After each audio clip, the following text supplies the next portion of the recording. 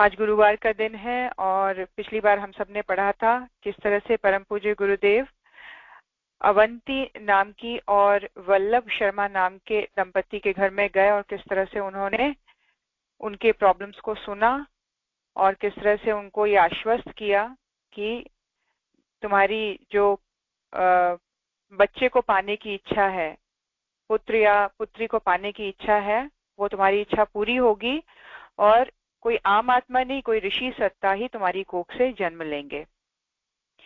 आगे की बात यहाँ पे लिख रहे हैं गुरुदेव, व्यथा घुलने लगी। खाखरिया पहुंचकर ये अवंती शांति कुंज आई थी और उसने वहां रह के शत्र किया और अब वो वापस अपने घर पहुंची है। वो व्यथा यहाँ पे व्याख्यान कर रहे हैं। लिख रहे हैं, खाखरिया पहुंचकर अवंती ने महिला प्रौढ़शाला की शुरुआत की। शाला के बजाय कक्षा कहना ज्यादा उचित होगा क्योंकि हफ्ते भर के प्रयास के बाद 5 महिलाएं ही जुट पाई थीं। इनमें 3 तो सर्वथा निरक्षर थी, 2 को मामूली अक्षर ज्ञान था। अपना नाम लिख लेती थी, कुछ वाक्य भी आधी अधूरी भाषा में लिख लेती थी और चिट्ठी पत्री बांच लेती थी। ये अवंती जो घर अपनी पहुंची है गांव में, तो उसने जाते ही क्या किया है, शत्र करने के बाद संकल्प लिया और वहां जाकर अपने अशिक्षित महिलाओं के साथ उनको पढ़ाने के लिए एक महिला प्रौढ़शाला को खोला। 5 महिलाओं से उनकी शुरुआत हुई। 5 महिलाओं ने आना शुरू किया तो अवंती ने दोनों निरक्षर स्त्रियों को अक्षर ज्ञान और वर्णमाला के अभ्यास के लिए अतिरिक्त समय दिया। उनके लिए खुद 1 घंटा ज्यादा बैठी और उनसे 1.5-2 घंटे घर पर अभ्यास करने के लिए भी कहा। 5 छात्राओं से शुरू की गई यह कक्षा धीरे धीरे बढ़ने लगी, है ना। 3 ऐसी महिलाएं थी जिनको अक्षर ज्ञान था, लेकिन 2 को बिल्कुल अक्षर ज्ञान नहीं था, जिनको अवंती एक्स्ट्रा 1 घंटे का टाइम दिया करती थी। शुरू हुए महिला जागरण अभियान की ये एक व्यक्तिगत बानगी थी। प्रशिक्षण सत्रों की शुरुआत वर्ष के अंत में हुई थी, लेकिन अभियान का उद्घोष अप्रैल में चैत्र नवरात्रियां बीतते ही कर दिया गया था। महिला जागृति अभियान के रूप में ये सारी चीजें सत्र में बताई गई थी, जिसमें ये कहा गया था कि महिलाओं को आगे बढ़ाने का उपक्रम चलाते हुए आप इस तरह के कार्यक्रम अपने घर में शुरू कर सकते हैं। गुरुदेव ने अपने उद्बोधन में कहा था कि लड़कियां भी अब पढ़ने के लिए जाने लगी हैं। उन्हें घर में चौके चूल्हे तक ही सीमित रखने वाली मान्यता ढीले पड़ने लगी है, लेकिन लड़कियों को पढ़ लिख कर बड़े होने तक का इंतजार नहीं करना है। वे बड़ी होंगी और 10-15 साल बाद समाज को कुछ ऊंचे स्तर तक पहुंचाने में सफल होंगी। समस्या उन महिलाओं की ज्यादा है जो प्रौढ़ हैं। वे ही घर परिवार संभाल रही हैं, उन्हीं की देखभाल में नए नागरिक तैयार हो रहे हैं और दुखद स्थिति यह है कि वही शिक्षा और चेतना से वंचित हैं। देखिए, जिस समय की बात गुरुदेव बता रहे हैं, उस समय में बच्चियों को स्कूल ही नहीं भेजा जाता था अधिकांश घरों में, और अधिकतर यही होता था कि उनको घर के कामकाज सिखाइए ताकि वो अपने गृहस्थ जीवन में सही से काम कर सके, ताकि उनकी शादी हो सके इस बेसिस पे कि उनको खाना बनाना अच्छे से आता है, उनको घर को ठीक से रखना अच्छे से आता है, ना कि ये देखा जाता था कि ये पढ़ी लिखी हो, समझदार हो, बुद्धि से कुशाग्र हो। ये सारी चीजें नहीं। तो उस समय गुरुदेव ने ये प्रचलन एक तरह से चलाया और सबको प्रेरणा दी कि महिलाओं को आगे बढ़ाने के कार्यक्रम को अधिकांश रूप से शुरू समाज में किया जाए। अवंती की चेतना में गुरुदेव के स्वर गूंज रहे थे। प्रवचन में सुने गए शब्द और अपनों से अपनी बात में छपी पंक्तियां सुनते, पढ़ते, याद करते और प्रौढ़ महिलाओं को पढ़ने के लिए तैयार करते करते उनकी अपनी व्यथा गायब हो गई। कौन सी अपनी व्यथा? कि मेरा कोई बच्चा नहीं है। जैसे ही उन्होंने गुरुदेव का ये काम शुरू किया, वैसे ही उनकी अपनी ये प्रॉब्लम अपने आप ही दूर होने लगी। वो भूलने लगी उस प्रॉब्लम को और समाज को देने में वो तन्मय होने लग गई। ऐसा ही होता है कि जब हम गुरु के कार्य के लिए समाज में उतरते हैं तो हमें अपनी प्रॉब्लम्स बहुत छोटी दिखने लग जाती हैं, जिसका कोई मीनिंग नहीं होता है। हम जितना खाली बैठेंगे, जितना हम सेल्फ सेंटर्ड रहेंगे उतनी अपनी छोटी से छोटी प्रॉब्लम हमें बहुत बड़ी चढ़ी दिखाई देती है। तो यहाँ गुरुदेव बता रहे हैं कि जैसे जैसे वो एक्टिव होने लगी, उसे अपनी प्रॉब्लम, बिल्कुल अपनी व्यथा उसकी गायब होने लग गई। दिन भर मेहनत करने, गांव की महिलाओं को गायत्री तथा सुनाते समझाने में बीतने लगा। इन कामों में व्यस्त रहते हुए अवंती भूल ही गई कि वह निसंतान है। शांति कुंज से आने के बाद दिन, हफ्ते, महीने कब बीत गए कुछ पता ही नहीं चला।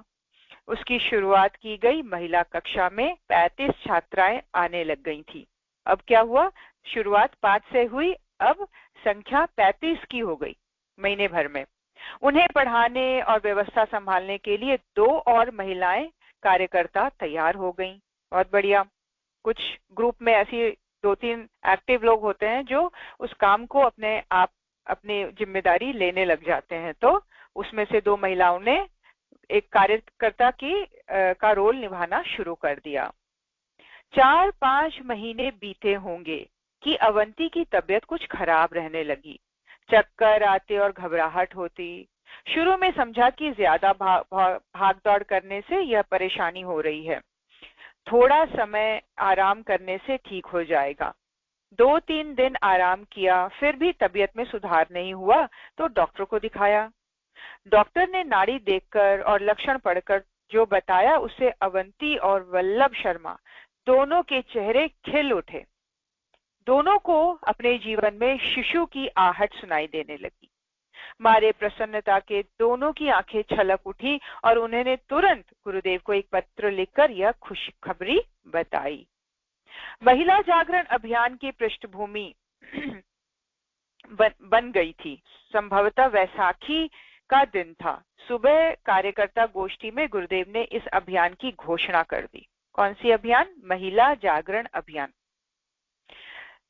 आश्रम की व्यवस्था और गायत्री परिवार की गतिविधियों की चर्चा के दौरान उन्होंने अनायास ही कहा, अगले दिनों दुनिया भर में महिलाएं सभी क्षेत्रों में ज्यादा सक्रिय होती दिखाई देंगी। देखिए, महाकाल के शब्दों में वो प्राण होता है कि प्रकृति में वो एक तरह से पूरी लहर को दौड़ा देते हैं। उस समय गुरुदेव ने कहा था कि दुनिया भर में महिलाएं सभी क्षेत्रों में सबसे ज्यादा सक्रिय होकर आगे आएंगी। आज आप अगर देखें, अगर आपने न्यूज सुना है, नहीं सुना है, तो एक खबर ये है कि इस साल की बात बताती हूँ मैं। एक तो जो रिजल्ट्स स्कूल्स के हो रहे हैं उसमें बच्चियों के रिजल्ट्स ज्यादा अच्छे हैं और कॉम्पिटिटिव एग्जाम्स में भी बच्चियां ज्यादा आगे हैं। और इस तरह के आईएएस ऑफिसर्स के एग्जाम्स, जो अभी यूपीएससी के एग्जाम्स होते हैं, उसमें भी जो संख्या है, जो परसेंटेज है, वो अपनी बच्चियों के ज्यादा अच्छे आए हैं। अधिकांश रूप से जो क्वांटिटी है वो बच्चियों ने ज्यादा अच्छे से क्लियर किया है। अधिकांश आईएएस ऑफिसर बच्चियां बनी हैं। तो ये गुरुदेव ने उस समय एक तरह से घोषणा कर दी थी प्रकृति में, जिसका एक रिजल्ट आज हम बड़े आराम से खुली आंखों से देख रहे हैं। वे पुरुषों से कंधा मिलाकर ही नहीं, उन्हें मात देते हुए आगे बढ़ेंगी। बात वही हो रही है। दिखाई दे रहा है कि नारी शक्ति को उभरने से कोई रोक नहीं सकता। इस उभार के साथ खतरा यह है कि दिशा नहीं मिली तो कहीं भटकाव ना आ जाए। और अपने देश में तो हालत और भी विचित्र है। यहाँ स्त्रियों में शिक्षा का नितांत अभाव है। पारिवारिक मूल्यों और समाज के पारंपरिक ढांचे के कारण थोड़े संस्कार बचे हैं। उनका संरक्षण नहीं किया गया तो हालत और बिगड़ जाएगी। शिक्षा और संस्कार के अभाव में नारी शक्ति का उभार नई समस्याएं खड़ी करेगा। इसीलिए महिलाओं के लिए अपने मिशन का एक नया अध्याय शुरू करना आवश्यक हो गया है। क्या कह रहे हैं गुरुदेव? बात वही है कि अज्ञानी को अगर किसी जैसे ये मान लीजिए कि किसी बंदर के हाथ में तलवार देने की बात, अब ये बंदर पुरुष भी हो सकता है, नारी भी हो सकती है। खतरा ज्यादा तब बढ़ जाता है कि जिसको बोलेंगे वर्षों से या वंशजों से अज्ञानी रखा गया है, तो वो उसका खतरा और बढ़ा रहता है। यहाँ पे ये बताया जा रहा है कि समय तो चाह रहा है कि महिलाएं आगे आए, लेकिन अगर महिलाओं में संस्कार नहीं होगा, अगर वो आदर्शों को नहीं समझेंगी, अगर वो प्रकृति के नियमों को ढंग से नहीं समझ के चलेंगी, तो वो शक्ति का दुरुपयोग होने लग जाएगा और वो अपने ही जीवन का पतन करने लग जाएंगी। वो उस एनर्जी को, वो उस पावर को, वो उस क्षमता को पॉजिटिवली संभाल अपने जीवन में नहीं पाएंगी। तो आज वो भी हमें दिखाई देता है कि फ्रीडम के नाम पर हम देखते हैं कि बच्चियां नंगेपन को बहुत उत्साहित होकर एक्सेप्ट कर लेती हैं और उसमें अपने आप को पावरफुल कह लीजिए या फ्रीडम में जीना कह लीजिए, इस तरह के डेफिनेशंस को लेके चलने लगी हैं, जो कि आज की सबसे बड़ी विडंबना है। ये बहुत जरूरी है कि घर का वातावरण न केवल लड़कियों को बल्कि लड़कों को भी वो संस्कार दे जहां पर संस्कृति को लेकर साथ चलने की बात हो। आपका डेवलपमेंट तो हो, आपका कॉन्फिडेंस तो बढ़े, लेकिन उस कॉन्फिडेंस में आप कहीं अपना आत्महनन ना करें, आप अपना चारित्रिक हनन ना करें, आप अपने वैल्यूज को ना गिरा दें। ये बहुत जरूरी है। इसकी बात गुरुदेव कर रहे हैं। गुरुदेव आगे बता रहे हैं कि इस उद्बोधन के साथ उन्होंने महिला जागरण अभियान का पूरा खाका खींच दिया था। गोष्ठी में बैठे किसी कार्यकर्ता ने सुनकर यह भी कहा, आज के दिन ही गुरु गोविंद सिंह ने खालसा पंथ की स्थापना की थी और पुरुषों में शौर्य, संघ एवं संघर्ष का आवाहन किया था। महिला जागरण का आवाहन भी उसी तरह का ऐतिहासिक क्षण है। गुरुदेव ने उन कार्यकर्ताओं को टोका, हमें इस संकल्प को किसी ऐतिहासिक घटना से जोड़कर नहीं देखना चाहिए। प्रत्येक घटना का अपना एक महत्व होता है। क्या कह रहे हैं गुरुदेव? गुरुदेव कह रहे हैं अपने सोचने और समझने और देखने की क्षमता को और ब्रॉडन कीजिए। किसी भी घटना को दूसरे घटना के साथ जोड़ने की आवश्यकता नहीं है। हर एक घटना, हर एक इंसिडेंट अपने आप में बहुत स्पेशल है, अपने आप में उसका एक अलग सिग्निफिकेंस है, अपनी इंपॉर्टेंस है। गुरुदेव ने कार्यकर्ता गोष्ठी में इन नए अभियान के बारे में बताया। ठीक उसी दिन सुबह 10 बजे के आसपास की बात है। दक्षिण भारत में सबरीमले तीर्थ के पास स्थित करुणाकर आश्रम में एक साध्वी माँ मीरा अपने संस्थान को विसर्जित करने की योजना बना रही थी। क्या बता रहे हैं? ये उसी समय की बात, पैरेलली ये सारी चीजें हो रही हैं। यहाँ गुरुदेव शांति कुंज में नॉर्थ इंडिया की तरफ हरिद्वार शांति कुंज में गोष्ठी ले रहे हैं, वहां दक्षिण भारत में साध्वी माँ मीरा अपने संस्थान को विसर्जित करने की योजना बना रही हैं। माँ मीरा दरअसल पौंडीचेरी स्थित श्री अरविंद आश्रम की अधिष्ठात्री श्री माँ से प्रभावित थी। इस कदर प्रभावित थी कि उनकी स्थिति को श्री माँ के रंग में रंग जाना भी कह सकते हैं। क्या था कि उस समय की बात है जब पौंडीचेरी में श्री माँ स्थित थी और माँ मीरा जो है साध्वी, वो उनकी पर्सनालिटी से बहुत इम्प्रेस थी और उनके ही तरह वो अपने जीवन को ढाल देना चाहती थी। साध्वी का मूल नाम कुछ और था। श्री माँ के मूल नाम की छाया ग्रहण करते हुए उन्होंने भी अपना नाम मीरा रख लिया था। श्री अरविंद आश्रम की माँ ने गुह्य विद्याओं के अब तक रहस्य ही रहे अध्यायों के साथ अध्यात्म, धर्म, समाज, संस्कृति, शिक्षा और विश्व व्यवस्था की अनेक धाराओं का उन्मेषण किया था। ये श्री अरविंद आश्रम में स्थित जो श्री माँ हैं, जिन्होंने महर्षि अरविंद के जाने के बाद आश्रम की सारी जिम्मेदारी संभाली, उनकी बात हो रही है कि वो एक गूढ़ विद्याओं के रहस्य के साथ साथ उन्होंने अध्यात्म के अनेक धाराओं का अध्ययन किया था, जिसमें उन्होंने धर्म, समाज, संस्कृति, शिक्षा और विश्व व्यवस्था की अनेक धाराओं का उन्मेषण किया था। विश्व व्यवस्था, घर की व्यवस्था या आश्रम की व्यवस्था नहीं, इस पूरे ब्रह्मांड को, इस यूनिवर्स को सिस्टमैटिकली कैसे चलाना है, उन्होंने इस विद्या का अध्ययन किया था, उन्मेषण किया था। उनका अनुगमन करती हुई माँ मीरा तंत्र और भक्ति पर जोर देती थी, है ना। तंत्र और भक्ति का समन्वित स्वरूप थी श्री माँ, जिनका वो पूरी तरह से अपने जीवन में उस तरह से माँ मीरा अपने आप को ढाल देना चाहती थी। अब ये इंसिडेंट क्यों कहा जा रहा है, ये देखिए। यात्रा करो, प्रवासी बनो। आगे बता रहे हैं गुरुदेव कि माँ मीरा के आश्रम में 7 महिलाएं थीं। वे सभी अपनी अधिष्ठात्री माँ के साथ योग और तंत्र की साधना कर रही थीं। वे माँ मीरा के आश्रम में 7 महिलाएं थीं और उनका जो फोकस था वो था योग और तंत्र, इसकी वो साधना करते थे। आश्रम का नाम था आद्य शक्तिपीठ। चैत्र नवरात्रि की अंतिम तिथि थी। पूर्णाहुति का दिन था। मीरा अपनी साधक शिष्याओं के साथ यज्ञ अग्निहोत्र संपन्न करने ही वाली थी कि पूर्णाहुति के साथ विचित्र अनुभव हुआ।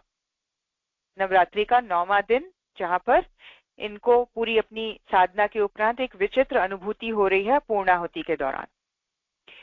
माँ मीरा अपनी साधक शिष्याओं के साथ यज्ञ अग्निहोत्र संपन्न करने ही वाली थी कि पूर्णाहुति के साथ विचित्र अनुभव हुआ।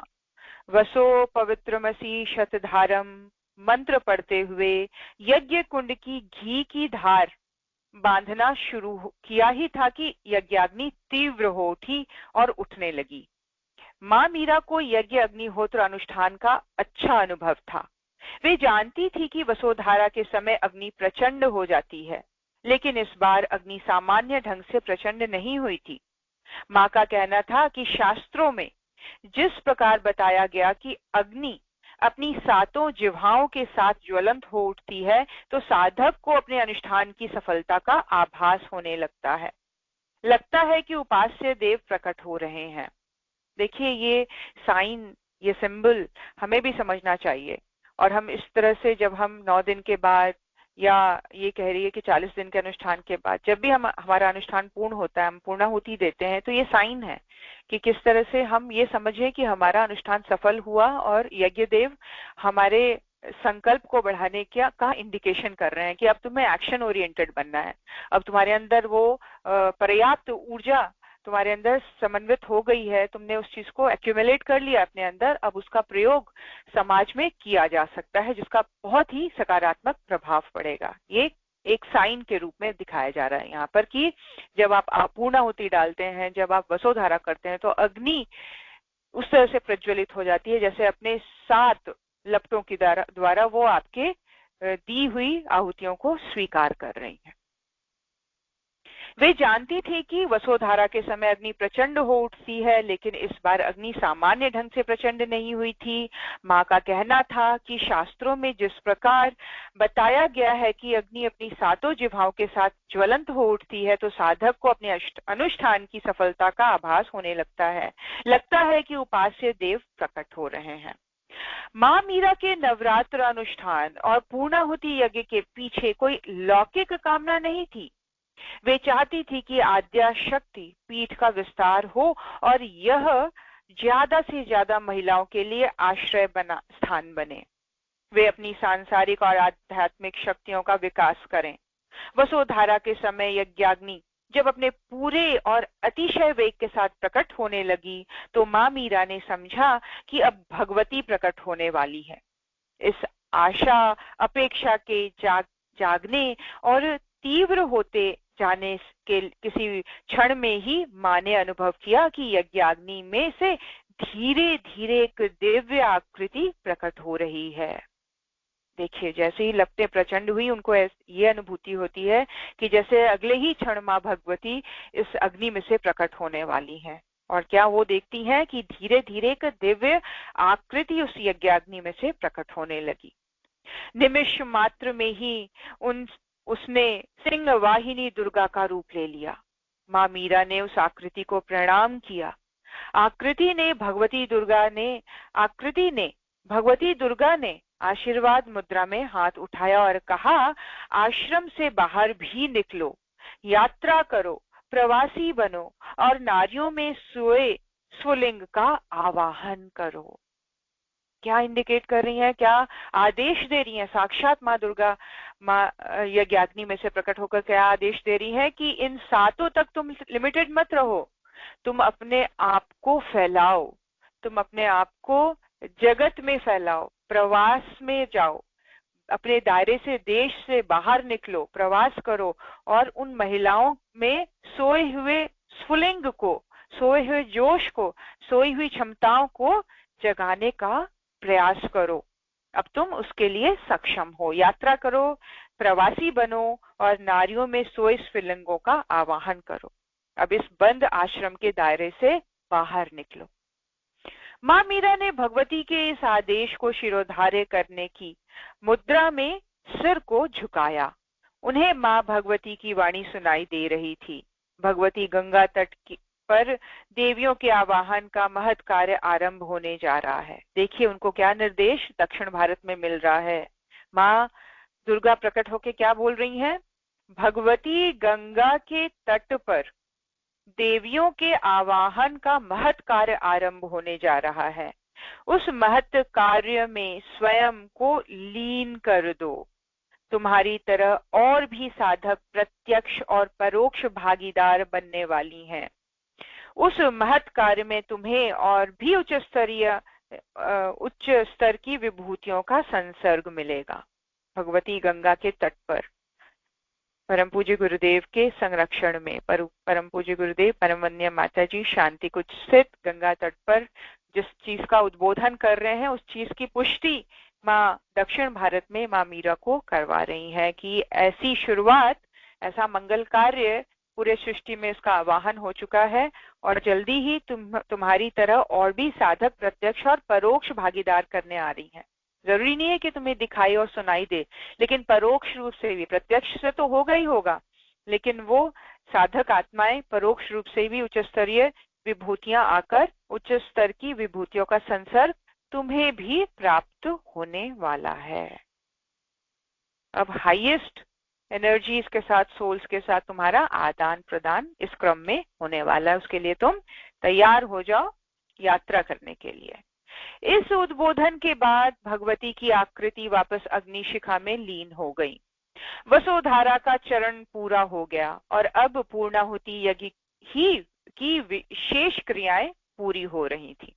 देखिए वसुधारा का चरण पूरा होते ही उनको अपने साधना का, अपनी उपासना का, अपने अनुष्ठान का एम मिल गया, गोल मिल गया, मैसेज मिल गया और अब पूर्णाहुति यज्ञ की शेष क्रियाएं पूरी हो रही थी। माँ मीरा ने उसी समय आश्रम को विसर्जित करने का मन बना लिया। यहाँ निवास करने वाली साधक चाहे तो वे चलाएं और विस्तार दें, स्वयं तो यहीं तक सीमित नहीं रहना है। 8-10 दिन माँ मीरा ने अपनी साथी सन्यासियों से विचार विमर्श किया और तय रहा कि बाकी महिलाएं भी अपने घरों में लौट जाएं और भगवती दुर्गा ने जिस महत् कार्य में जुटने के लिए कहा है उसी में लग जाएं। माँ ने 1.5-2 महीने के भीतर ही आश्रम को विराट में विलीन करने की योजना बनाई और उसे पूरा भी कर दिया। इसके बाद स्वयं शांति कुंज की ओर चल दी। पूर्वोत्तर क्षेत्र में अगरतला त्रिपुरा के पास एक कस्बा है बीसलगढ़। आसपास मीलों तक घना जंगल फैला हुआ है। बीसलगढ़ से 2.5-3 किलोमीटर एक आश्रम था, विशालाक्षी मंदिर। वहां कुछ साधक भी निवास करते थे। ज्यादा समय वहीं बीतते और रात में विश्राम के लिए अथवा मंदिर के लिए कभी कभार बीसलगढ़ भी आ जाया करते थे। मंदिर 150 साल पुराना बताया जाता है। उपेक्षित होने के कारण ढहता जा रहा था। अब तो शायद वहां भग्नावशेष ही है, लेकिन वहां साधन भजन चलता रहता है। उस वर्ष और उसके बाद तक ज्येष्ठ मास की बात है, शुक्ल पक्ष की नवरात्रियों में आराधन बरुआ, सोमनाथ, गार्गी, विश्रोई, रमानी और जगदम्बी आदि साधकों ने भगवती अर्चना का कार्यक्रम रखा। 24 घंटे के इस अखंड आयोजन में कुछ साधक 3-3 घंटे तक बारी बारी से जप करते थे और कुछ मंदिर गर्भगृह के बाहर स्वाध्याय, संदोह, चर्चा, विमर्श में व्यस्त रहते थे। संदोह विमर्श कभी एक ही मंच से संचालित होता तो कभी 3-4 के अलग अलग समूहों में। ये एक विशेष स्थान की बात यहाँ पे हो रही है। अगरतला में एक छोटा सा कस्बा है बीसलगढ़, जहाँ पर विशालाक्षी मंदिर है। वहां पर किस तरह से कई वर्षों से वहां पर ये मंदिर 150 साल पुराना है और ऑलमोस्ट क्षतिग्रस्त सा हो गया है, लेकिन उस वर्ष भी वहां पर ज्येष्ठ मास की बात बताई जा रही है। नवरात्रियों में आराधना करते थे कुछ साधक, और आराधना के साथ साथ वहां पर गर्भगृह के बाहर स्वाध्याय संदो विचार विमर्श करते थे। यह अर्चना व्यवस्थित और पहले से तय चरणों के अनुसार चलती थी। जब साधन और संदोह की प्रक्रिया चलते हुए 10-11 घंटे बीत गए। सुबह 7 बजे शुरू हुई अर्चना अगले दिन इसी समय पूरी होने लगी। शाम 5 बजे का समय रहा होगा। वह समय संध्या पूजा से पहले मंचीय चर्चा का था। साधक विमर्श के लिए एकत्रित हो रहे थे। 15-16 साधक आए होंगे कि उनका ध्यान अपने बीच मौजूद एक गेरुआ वस्त्रधारी साधक पर गया। साधक सबके लिए नया था। किसी ने उसे आसपास तो क्या, मीलों दूर तक भी नहीं देखा था। जगदम्बी ने पहल की और प्रश्नवाचक दृष्टि से देखा। फिर पूछा कि आप कहाँ से? उस साधक ने अपना परिचय दिया कि मैं ब्रह्मपुत्र नदी के तट पर रहने वाला साधु वैरागी हूँ। इधर से गुजर रहा था और कुछ प्रेरणा उठी तो यहाँ चला आया। उस साधक ने तत्परता से उत्तर दिया, जैसे वह पूछे जाने का इंतजार कर रहा था। जगदम्बा ने अभिवादन किया और कहा, आपको नमन है, हम लोग आपके अनुभव भी सुनना चाहेंगे। साधु वैरागी नाम का वह सन्यासी जगदम्बा का निमंत्रण सुनकर मुस्कुराया। कहीं यहाँ पे जगदम्बी लिखा है, कहीं जगदम्बा। चलिए आगे पढ़ते हैं। मुस्कुराया और साथ साथ चल दिया। फिर मंच पर गया और बिना कोई भूमिका बनाए कहने लगा, अब यह पाखंड ज्यादा नहीं चलने का। हम लोग माँ के दिव्य रूप की तो आराधना करते हैं और उसके जागतिक रूप को पैरों तले रौंदते हैं। यह पाखंड है, ज्यादा नहीं चलेगा। समय बदल रहा है, जल्दी ही माँ का दिव्य रूप जगत में भी व्यक्त होगा और हम लोग नहीं सुधरे तो माँ दंडित करेंगी। लगभग 10 मिनट तक साधु के मुख से दिव्य और जागतिक रूपों के बारे में सूत्र वाक्य निकलते रहे। फिर वह बोला, जिसे हम नद कहते हैं ना, ब्रह्मपुत्र महानद है। देखना वह भी महानदी के रूप में बहेगी। हम इसी नाम से पुकारने लगेंगे। साधु वैरागी की वाणी में जैसे सम्मोहन था। वहां उपस्थित साधकों ने मंत्र मुग्ध होकर सुना। सुनते सुनते साधक इतने तल्लीन हो गए कि साधु वैरागी ने अपनी बात कब पूरी की कुछ पता ही नहीं चला। यह भी ध्यान नहीं रहा कि साधु अपनी बात कहकर कब मंच से उतरा और कब चला गया। साधकों को कहीं पता नहीं चला। उन लोगों में से किसी ने कहा कि कोई अलौकिक व्यक्ति होगा, कृपा करने आया होगा। पैरों से भी इसकी पुष्टि की और अपनी निर्धारित चर्चा में लग गए। औरों ने भी इसकी पुष्टि की और अपनी निर्धारित चर्चा में लग गए। क्या बता रहे हैं कि अचानक ही उस समुदाय में एक व्यक्ति ने इस तरह की बातें की, जहां पर उसने एक तरह से अनाउंसमेंट कर दिया, एक तरह से घोषणा कर दी कि जिसको हम ब्रह्मपुत्र नद कहते हैं वो महानदी में परिवर्तित होकर बहेगी। और जो हम माँ की आराधना कर रहे हैं, ये पूरा विश्व माँ का ही जागतिक स्वरूप है। इसकी अब हमें सेवा करने की आवश्यकता है। ये ढोंग मात्र ज्यादा दिन नहीं चलेगा, वरना माँ हमसे रुष्ट हो जाएंगी। हमें भी अब समाज में निकलकर काम करना है। करीब महीने भर बाद साधकों को उस रहस्यमयी सन्यासी की फिर से याद आई। मंदिर में पीले वस्त्र पहने हुए कुछ लोग साइकिलों पर आए थे। उन्होंने गांव वालों को बुलाया और गायत्री मंत्र, यज्ञ, मातृशक्ति आदि के बारे में बतलाया। मेरे ख्याल से अब ये बात शांति कुंज की यहाँ पे चर्चा हो रही है कि कई महीने बीतने के बाद साधकों को उनकी याद आई उन्होंने गांव वालों को बुलाया और गायत्री मंत्र, यज्ञ, मातृशक्ति आदि के बारे में बतलाया। 3 दिन के प्रवास में उन्होंने सत्संग चर्चा के अलावा गायत्री यज्ञ भी किया।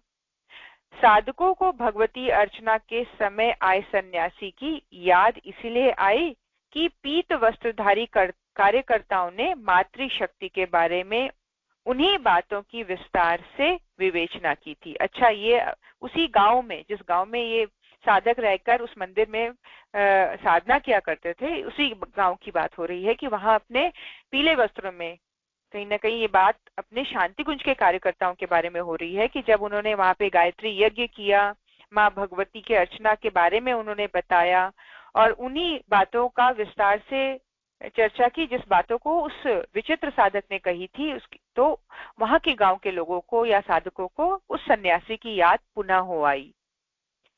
यह भी कहा था कि गायत्री परिवार के संपर्क में आएं और शांति कुंज जाकर देखें। देखिए वो सन्यासी क्या बताते हैं साधकों को कि आप गायत्री परिवार के संपर्क में आइए और देखिए किस तरह से वो काम करते हैं।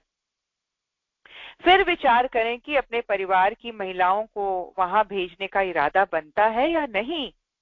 हालात बनते दिखाई दें तो वहां जरूर भेजें, वरना आसपास के गांव में इन बातों को पहुंचाएं। कम से कम महिलाओं के लिए पढ़ने लिखने की व्यवस्था तो करें ही। जैसे भी बन पड़े शुरुआत करें, आगे का काम भगवान संभालेंगे। देखिए जो जागृत आत्माएं होती हैं उनको समय समय पर किसी ना किसी के थ्रू, किसी ना किसी के बहाने ये इंस्ट्रक्शंस, ये मैसेजेस प्रकृति दे जाती है कि अब तुम्हें क्या करना चाहिए। जरूरी नहीं है कि इस पुराने ढर्रे को जो आप कई वर्षों से चलते चलाते चले जा रहे हैं वही करना ही सफिशिएंट है। आप हमेशा अपने ढर्रे को परिवर्तित करिए और रिफाइंड करिए और उसमें डिफरेंट एक्टिविटीज को ऐड ऑन करिए और नए लोगों से जुड़ने का प्रयास करिए। तो उसी की बात हो रही है कि हम घर घर जाएं, हम नए मोहल्लों में जाएं और इसकी एक बेसिक शुरुआत इससे कर सकते हैं। आपको नहीं आता है कुछ भी करना तो आप शिक्षा तो दे ही सकते हैं। अपने घर में एक समय का, घंटे का समय निकालकर 4 महिलाओं को बिठाकर प्रौढ़ शिक्षा का कार्यक्रम हम सामूहिक रूप से चला सकते हैं समाज में। तो गुरुदेव कह रहे हैं जैसे भी बन पड़े शुरुआत तो करें ही, आगे का काम भगवान अपने आप संभालेंगे।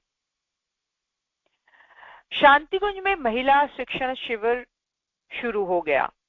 महीने भर के इस सत्र में प्रारंभ में 50 महिलाएं आई। ये बात शांति कुंज में हो रही है।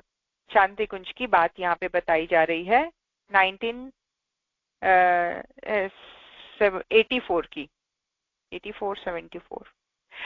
शांति कुंज में महिला शिक्षण शिविर शुरू हो गया। महीने भर में इस सत्र में प्रारंभ में 50 महिलाएं आईं। प्रारंभ में इसकी शुरुआत 50 महिलाओं से हुई, बाद में यह संख्या बढ़ने लग गई। शिविर से पहले ही महिला जागरण की गतिविधियां चल पड़ी थीं। गुरुदेव ने गायत्री परिवार के पुरुष कार्यकर्ताओं से कहा कि पहल वे करें। घर परिवार में कोई महिला इतनी शिक्षित और प्रभावशाली हो कि तीसरे पहर 3 घंटे का समय निकालकर महिला विद्यालय चला सके तो उन्हें तैयार किया जाए। देखिए गुरुदेव क्या बता रहे, कितना सिस्टमैटिक प्लानिंग वो बता रहे हैं कि अपने शांति कुंज की कोई भी ऐसी महिलाएं ना बचे जो इस कार्य में सहायक ना हो। और वो कह रहे हैं कि कोई भी महिला इतनी शिक्षित और प्रभावशाली तो हो ही कि अपने घर के तीसरे प्रहर, मतलब ये समझ जाइए कि 4 बजे के बाद आप सारा चीजें करने के बाद वो समय निकालिए जिसमें आप पूरी तरह से 3 घंटे का समय निकालकर 7 बजे तक आप समाज के लिए उन अनपढ़ महिलाओं को पढ़ाने का कार्य करें। तो क्या ये सब हम सबके लिए संभव नहीं है? क्या हम इस चीज से अपनी शुरुआत, एक नई शुरुआत नहीं कर सकते? हम सभी अक्षर ज्ञान जानते हैं, उपासनाएं जानते हैं, महिलाओं के लिए जरूरी बातों का हमारे अंदर ज्ञान है। तो हमें चाहिए समाज में छोटी बच्चियां या अनपढ़ महिलाएं, प्रौढ़ महिलाओं, उनको भी हम जागृत करें। तो गुरुदेव कह रहे हैं ये एक समझदार और प्रभावशाली और शिक्षित महिला का ये रिस्पॉन्सिबिलिटी है और ये हर एक शांति में रहने वाले परिवार को ये गुरुदेव का इंस्ट्रक्शन था कि कोई भी ऐसी महिला ना बचे जो इतनी शिक्षित और प्रभावशाली ना हो, जो समय निकालकर महिला विद्यालय चला सकें। तो काम तो उन्हें तैयार किया जाए। तीसरे पहर इसीलिए कि वह गृहस्थी का काम कम होता है ना, गृहस्थी का काम ऑलमोस्ट तब तक हो चुका होता है। परिवार में महिला जागरण के लिए समय निकालने वाली एक महिला निकल आए तो भी काफी है। किसी अन्य परिजनों के यहाँ भी इस तरह की महिला तैयार हो सकती है। ऐसी 2-4 महिलाएं इकट्ठी हों तो उस क्षेत्र में महिला जागरण अभियान ही शुरू हो जाएगा। निर्देश था कि इस टोली का नाम महिला युग निर्माण शाखा रखा जाए। इस तरह की गुरुदेव ने निर्देशन वहां के अपने कार्यकर्ताओं को दिया। शांति कुंज में चल रहे शिविर में गुरुदेव ने शिविरार्थियों को इस आरंभ के साथ आगे का उपक्रम भी समझाया। गुरुदेव क्या समझा रहे हैं? इन निर्देशों को पत्राचार द्वारा भी परिजनों तक पहुंचाया गया और अगले महीने मिशन की मासिक और पाक्षिक पत्रिकाओं के माध्यम से संदेश लगभग सभी परिजनों तक पहुंच चुका था। मतलब न केवल उन शिविरार्थियों तक बल्कि चिट्ठी लिखकर जो भी कार्यकर्ता एक्टिव हैं क्षेत्र में उनको भी ये सारी जानकारी प्रदान की गई। गायत्री जयंती तक इसका परिणाम गायत्री जयंती तक दिखाई देने लगा। क्षेत्र में 4000 महिला युग निर्माण शाखाओं की स्थापना हो गई। बाद में इस संगठन को महिला जागृति अभियान का नाम दिया गया। इस पूरे संगठन को महिला जागृति अभियान से जोड़ दिया गया। क्षेत्र में पहली समस्या प्रौढ़ महिला कक्षाओं के लिए छात्राएं जुटाने में आई। क्या बता रहे हैं गुरुदेव कि पहली जो समस्या क्या आई कि छात्राएं जुटाने में समस्या आ रही थी। प्रैक्टिकल बात है कि एकदम से लोग आना शुरू नहीं होते हैं, झिझकते हैं, शर्माते हैं या इस चीज की अपने जीवन में इंपॉर्टेंस नहीं समझते हैं। तो एक ढीला सा अप्रोच शुरू में रहता है। 20-25 परिवार में घूमने पर कोई एक प्रौढ़ महिला पढ़ने के लिए तैयार होती। यद्यपि वह जानती थी कि कुछ पढ़ने लिखने योग्य सीख लेंगी तो इसमें लाभ ही है, लेकिन वर्षों का जो अभ्यास चर्या में आलस्य की जड़ें जमाए हुए था वह निकल नहीं पा रहा था। बात शुरू करते ही वे पूछती कि 35-40 वर्ष की उम्र में पढ़ लिख कर क्या करना, कोई नौकरी तो करनी है नहीं। देखिए कितनी छोटी सी सोच होती है जो हमें आगे बढ़ने नहीं देती है। हम नए चीजों को सीखने के लिए ओपन माइंडेड नहीं होते हैं, तो हमारा जो मार्ग है सोचने का ही वो बहुत ही संकीर्ण बना रहता है महिलाओं का, और उसी संकीर्णता को वो आगे अपनी बच्चियों के ऊपर, बहुओं के ऊपर लादती हैं। तो एक महिला का ओपन माइंडेड होना, चीजों को सीखने के प्रति ओपन रहना, एक बहुत बड़े लेवल पर अपनी ग्रोथ का, अपनी इम्प्रूवमेंट का, अपने ये कहिए कि तरक्की का द्वार खोलना है। ये बहुत जरूरी एक अप्रोच हम सब में होना चाहिए कि सामने वाले को हम सीखने की इम्पोर्टेंस बता सकें। अब ये माइंडसेट रहता है कि इस उम्र में क्या सीखना, हमें कोई नौकरी थोड़ी ना करनी है। अरे भाई, नौकरी ही सब कुछ थोड़ी ना है। आप अपना अक्षर ज्ञान बढ़ाएंगे तो आपके लिए ज्ञान का कितना बड़ा मार्ग खुल जाता है पुस्तकों के माध्यम से। कितनी दुनिया में अचंभित करने वाली पुस्तकें हैं, उसको हम जब पढ़ने लायक और समझने लायक हो जाएंगे तो हमारा दृष्टिकोण कितना बदल जाएगा। और दृष्टिकोण बदल जाने से हमारे न केवल अपने बल्कि हम पारिवारिक रूप से कितने स्वस्थ और समृद्धशाली हो जाएंगे, हमारे संबंध कितने सही हो जाएंगे, हमारे जीवन जीने का तरीका, सोचने का दृष्टिकोण कितना परिवर्तित हो जाता है अक्षर ज्ञान की शुरुआत से ही। इस चीज को समझाना बहुत जरूरी। तो गुरुदेव बिल्कुल ठीक कह रहे हैं कि एक बहुत ही नैरो अप्रोच लेकर महिलाएं चलती हैं और ये कहती हैं कि नौकरी थोड़ी ना करना है, और ये समझाना कि नौकरी ही करना सब कुछ नहीं है, पैसे ही कमा लेना सब कुछ नहीं है। आज विडंबना यही है कि जीवन पैसों से तो भर गया है, लेकिन बड़ों को रिस्पेक्ट, वृद्धों की सेवा, ये सारे एलिमेंट्स हमसे दूर होते चले जा रहे हैं क्योंकि हमने खुद ही अपने टाइम में इस चीज को इम्पोर्टेंस नहीं दी। बच्चों को सिर्फ यही कहा, पढ़ो पैसे कमाओ, पढ़ो पैसे कमाओ, पढ़ो पैसे कमाओ। पैसे तो दे देते हैं आज बच्चे, लेकिन आपके पास बैठने का समय नहीं है।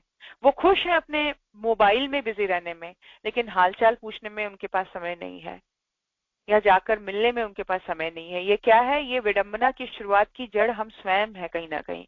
और जहां हम सिर्फ यही जानते हैं कि अक्षर ज्ञान का मतलब है पैसा कमाना, नौकरी करना, नहीं, अक्षर ज्ञान का मतलब है अपनी भाव संवेदनाओं को भी जागृत करना।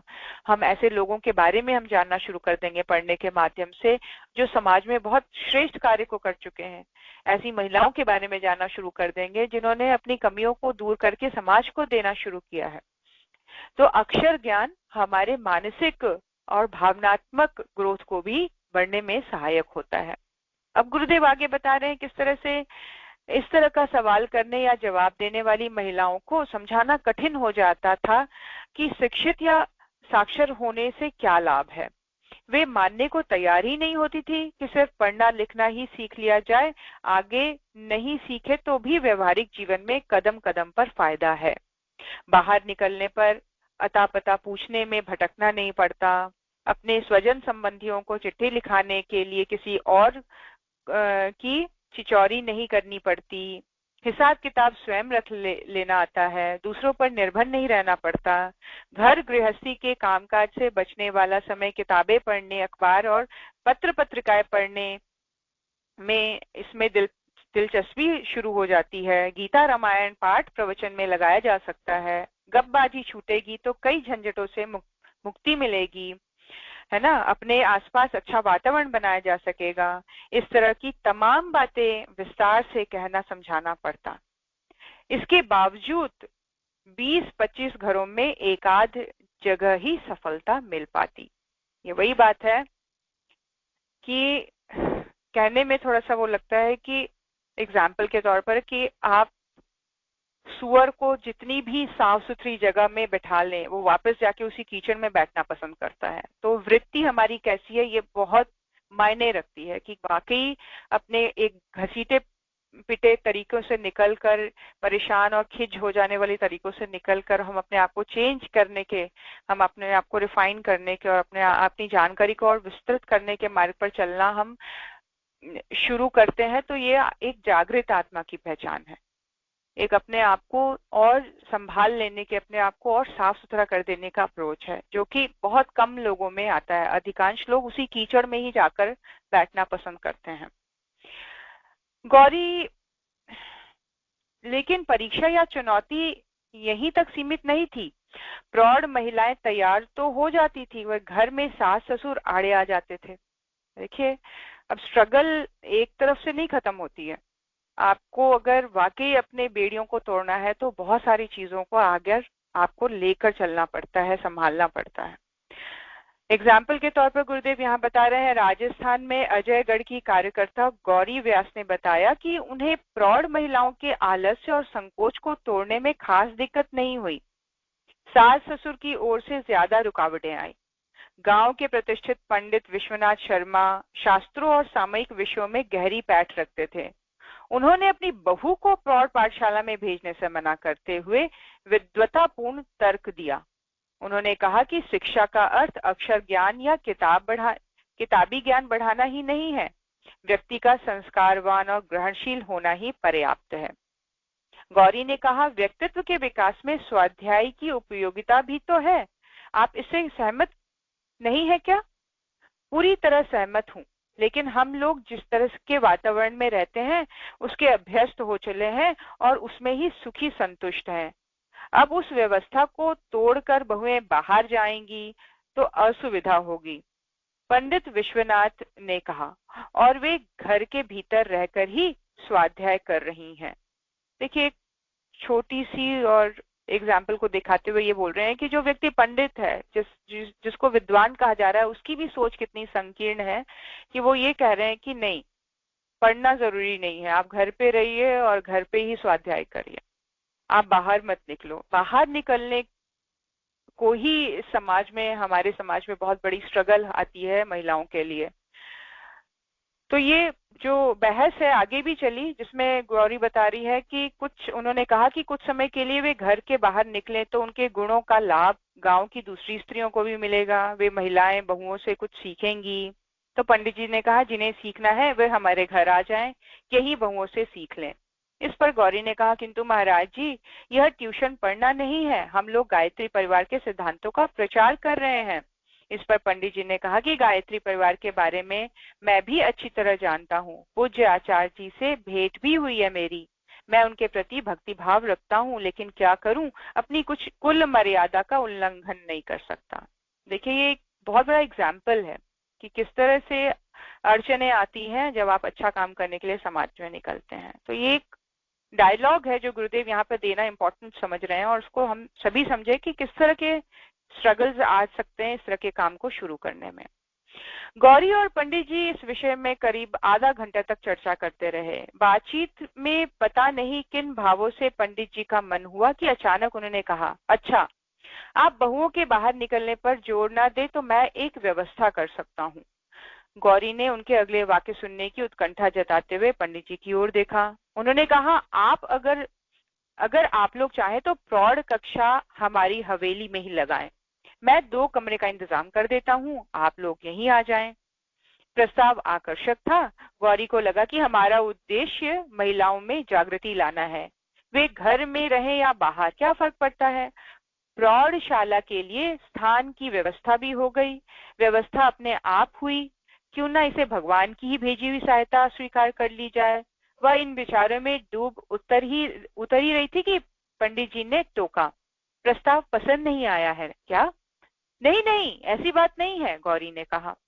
दरअसल मैं कुछ और सोच रही थी। मैं सोचती हूँ कि इस बारे में मैं अकेले तो फैसला नहीं कर सकती, अपनी कार्यकर्ताओं बहनों से विचार करना होगा। मैं कल सुबह आपको बता दूंगी।